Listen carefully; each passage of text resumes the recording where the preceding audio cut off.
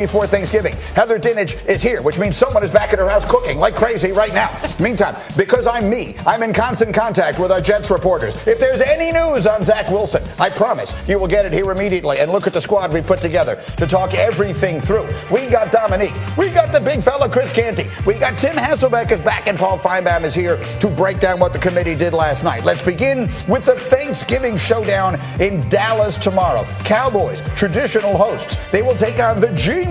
Dallas, pass rush, dominant. They get pressure on 40% of their dropbacks. That's the best by any team through 10 games since we started tracking that in 2009. On the offensive side, Cowboys have been among the league's best since Dak came back. Top 5 in points, yards per play, and third down rate. And now, Dak facing a Giants team that he has historically dominated. Dak Prescott has reeled off 9 straight wins over the G-Men, posting a QBR of 79, 20 touchdowns, 3 interceptions. Here was Dak with reporters looking ahead to the game. Jerry said after the game that performance convinces him that you guys are Super Bowl contenders. What do you think when you hear the owner of the team talking like that? I was convinced before. He tells you guys a lot of things. I'm not going to get caught up on one of his statements. As I said, we laid a brick last week, a pretty good one. But we've got to turn the page from that and make sure that we do that again this Thursday and just continue to progress.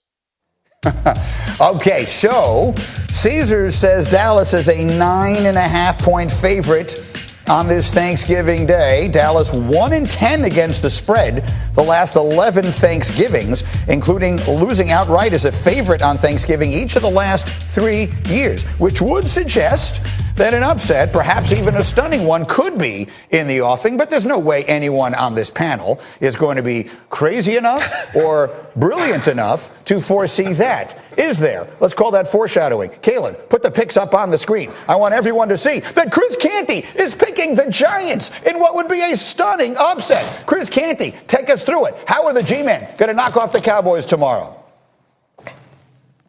Well, gee, it's not complicated. There's only one path to victory for the Giants, and that's running the football. We saw the blueprint laid out by the Green Bay Packers a couple of weeks in Lambeau. You come out in big people, and you force those fast, twitch, athletic guys for the Dallas Cowboys defensive front to play the run 40-plus times. If you look at the New York Giants following their 2 previous losses, they've run the ball 47 times and 44 times, respectively, with Saquon Barkley getting 30 rush attempts in each of those games. So I anticipate that's the Giants' formula for success. And you hear the comments from Brian Daboll. They don't want to get behind schedule on offense. It's going to be Saquon. Try to keep the game in manageable situations for Daniel Jones, but the run game will be the engine for the New York Giants being able to pull off the upset on Thanksgiving Day.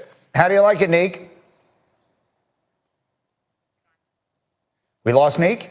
He can't believe it. Dominique is so stunned by Chris Canty's pick that his signal went down. Chris has absolutely knocked everybody out. Let me go to Tim. Look at him.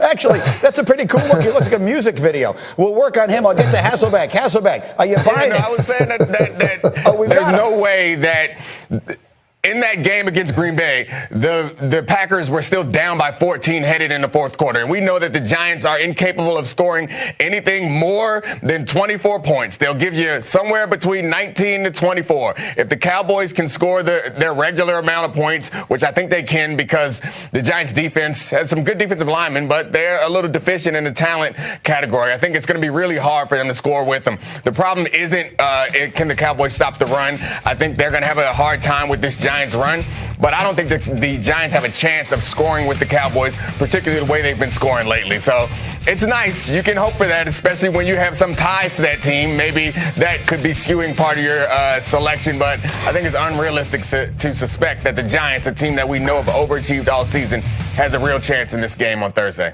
That is the interesting way of looking. Hasselbeck, let me come to you on that, because the world will look at this as Saquon against the Cowboys' running defense. But I'm sort of with Neek. This game, to me, will come down to if the Cowboys can score 24, 28 points, and they've been doing it regularly against a good Giant defense, that might be too much for Daniel Jones. How do you see the game? Yeah, Greeny, I think you're right. And listen, you're saying 24. What if they score 31 points? Because that's what they're averaging in Dak's last 21 starts. They're averaging 31 points and 400 yards of offense with Dak as the starting quarterback. I think people need to understand how well Dak Prescott is playing. I mean, you just go to the start of last season. Again, starts, that Dak Prescott has had. Look, they've been the number one offense in football. Not the Bills with Josh Allen, not the Chiefs and Patrick Mahomes, the Dallas Cowboys with Dak Prescott as a starter. So, yeah, I don't think it's just about, Saquon running it against that Dallas defense and all that. That is the formula. Chris is right. That's the formula. You obviously want to keep that Dallas offense off the field, but let's just also kind of give them some respect for how good they've been offensively with Dak as the starting quarterback. And Chris, let me come back to you. I mean, I love the take, and we'll see what happens tomorrow. We're all, those of us without a rooting interest are just rooting for a good game. But I think a lot of people have looked at the Giants the last couple of games and thought they've been exposed. This was a team that was doing it with smoke, mirrors, and great coaching, and now they've been exposed. Does this pick by you suggest to me that you, Chris Canty, actually believe the Giants are somewhat for real and will be interesting the final month or two of this season? Yeah, G, I think what we saw last week against Detroit is an outlier. If you look at it, it's the first game where Daniel Jones has multiple interceptions, and the only game this season where the New York Giants have 3 turnovers, and then compound that with Saquon Barkley having the fewest touches and the fewest yards from scrimmage. And I think you can understand why the Giants found themselves on the losing end of that game against the Lions. But I don't anticipate that being the case on a short week. I think the Giants do get back to basics. They did lose Wan'Dale Robinson early in the fourth quarter, which forces them more to be reliant on the run game. So going up against a defense that is 30th in run stop win rate, I think that's the opportunity for the Giants to shorten the game and keep that Cowboys offense off the field.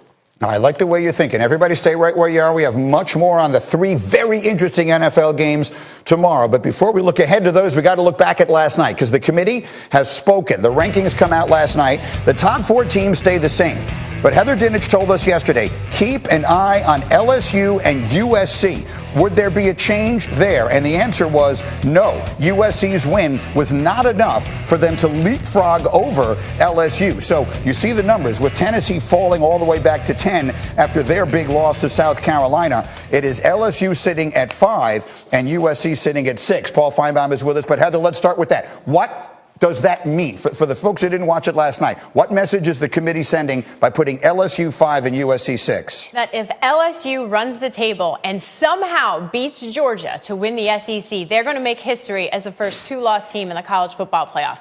Feels like going into the rankings, some people had questions. Could they really do this, a 2-loss team? Yes, absolutely. The committee chair, Boo Corrigan, spoke repeatedly last night about how they like LSU's wins.